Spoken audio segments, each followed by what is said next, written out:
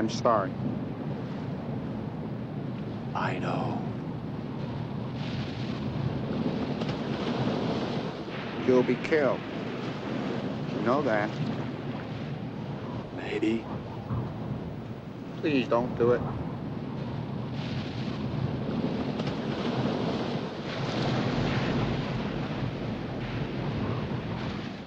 In December 1973, Papillon soared into theaters, captivating audiences with its gritty tale of survival, resilience, and the unyielding quest for freedom.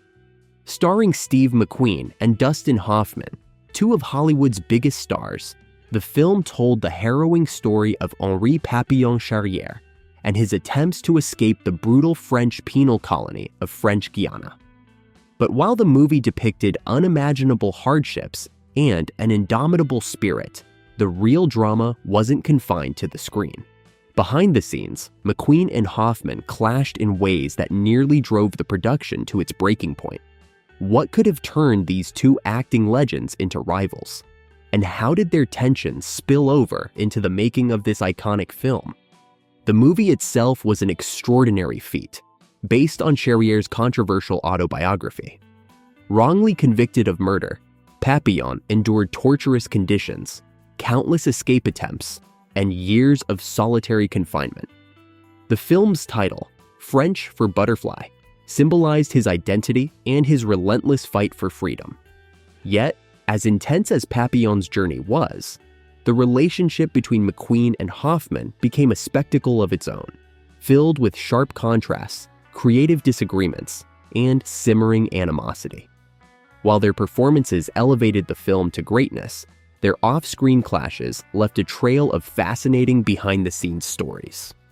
But what exactly happened on that set? We'll get to that soon enough.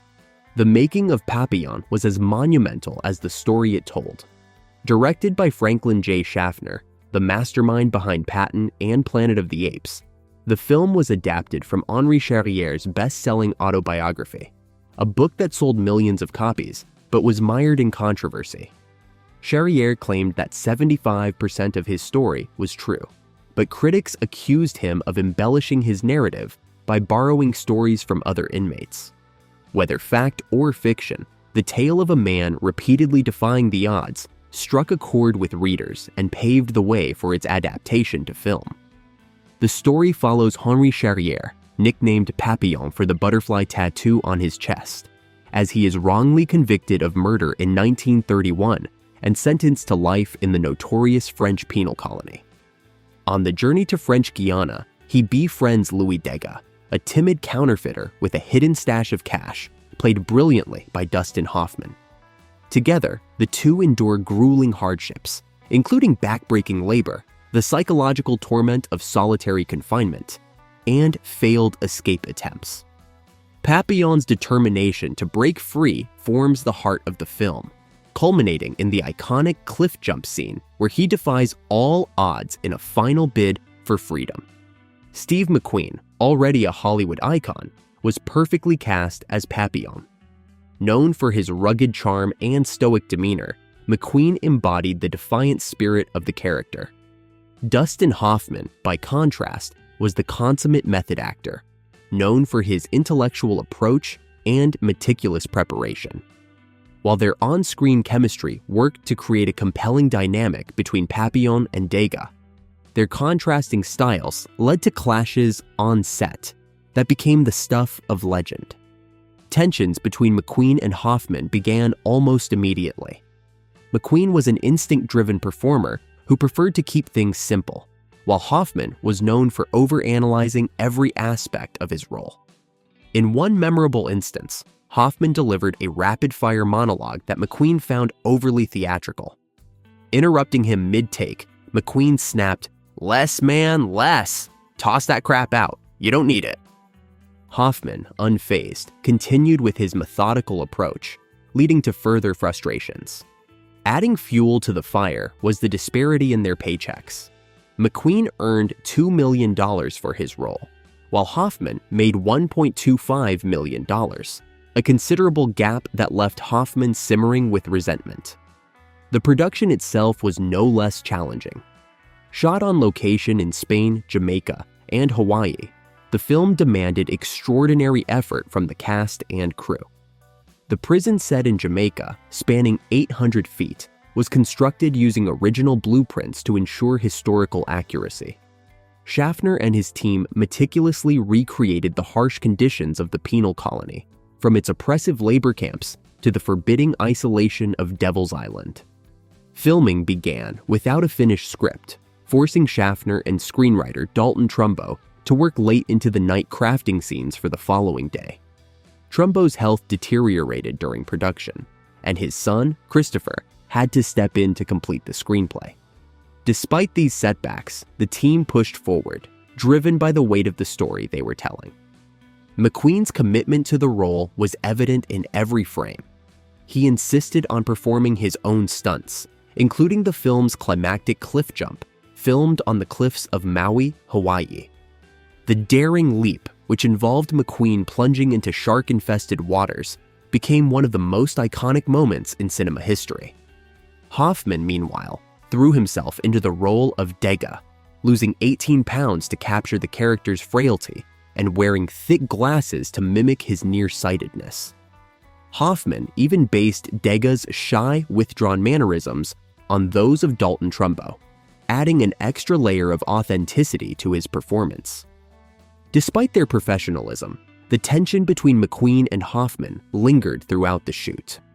Hoffman once invited friends to the set to watch the filming, only for McQueen to have them thrown out, citing their presence as a distraction. Their relationship was marked by what Hoffman later described as a friendly rivalry, though accounts from the set suggest it was anything but amicable. Yet, for all their disagreements, their combined talent produced unforgettable performances that elevated the film to greatness. The final product was a stunning achievement. Schaffner's direction, combined with the breathtaking cinematography and Jerry Goldsmith's haunting score, captured both the beauty and brutality of the story. The film's title, Papillon, became a powerful symbol of transformation and freedom, mirroring Charrier's journey from despair to liberation. The butterfly tattoo, emblazoned on Papillon's chest, represented his identity and unyielding spirit, a reminder that even in the darkest circumstances, hope can endure. The legacy of Papillon extends far beyond its cinematic success. While the film earned over $22 million at the box office, becoming one of the highest-grossing films of 1973, its impact was more profound. It shed light on the inhumanity of the French penal system and celebrated the resilience of the human spirit. The real Henri Charrier, who acted as a consultant during the film's production, passed away just months before its release. He never saw the final product, but his story, and the butterfly that symbolized his fight for freedom, continues to inspire audiences to this day. As for McQueen and Hoffman, their clash on the set of Papillon remains a fascinating footnote in Hollywood history. Despite their differences, both actors delivered performances that cemented their legacies as two of the greatest talents of their generation.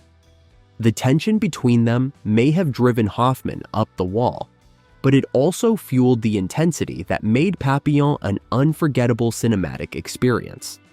So, the next time you watch this classic, take a moment to appreciate not just the story of survival on screen, but also the battle of egos that played out behind the camera.